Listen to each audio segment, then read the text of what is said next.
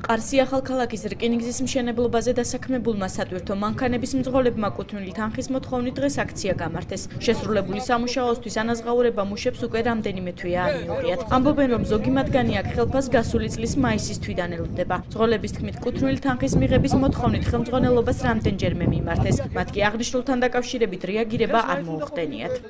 მთელი სამი თვეა მუშაობთ აქ ამ სამუშაოზე რკინიგზაზე, მშენებლობა მიდის რკინიგზის. არ მიგვიღია არც ერთი კაპიკი, რომელიც უნდა მეეცეს ყველა თვის ბოლოს 5 რიცხვში.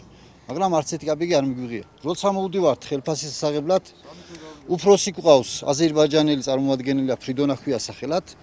ახლა რომ ვეუბნებით ფული მოგვეციო, გვეუბნება წადითო თქვენი აღარ მჭირდებითო, აღარც თქვენი მანქანები გჭირდებაო და აღარც თქვენ მჭირდებითო და წადით სახლებშიო.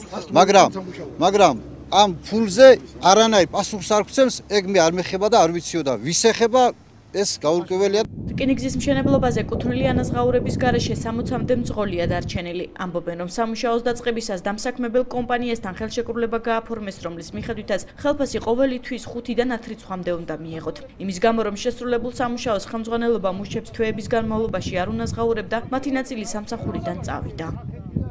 მანქანა ყავდა გაფუჭებული, კრედიტი მაქვს აღებული, რომ მანქანა მოვაწყე, ავაკეთე მანქანა, გამოვუშავ.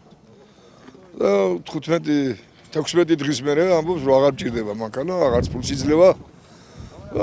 მარტო მე არ ვარ. ერთი 40-50 კაცია ამ დღეში. ეს გასული წლისა 40-50 გასული წლისა სასახელი მაქვს და წრევანდელი სასახელი მაქვს 1400 ლარი.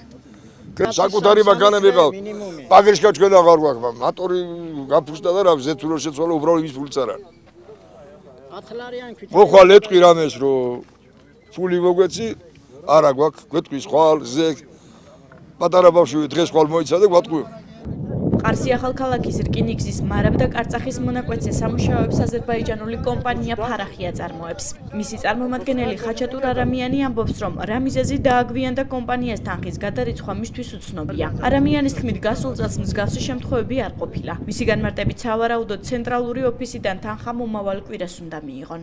Один раз был момент, что опоздали деньги, да, ну иногда второй год, который эта компания работаем, вот опоздал, допустим, и вовремя не дали, постепенно мы получили. Сейчас, как мы вышли на работу, они кусок нам дали, а сейчас опоздают. Вот причина не знаю, на каком основании опоздают, но мы собрались сегодняшний день, хотим знать, что к чему. Но обещают нам в конце недели или понедельник, вторник рассчитаются.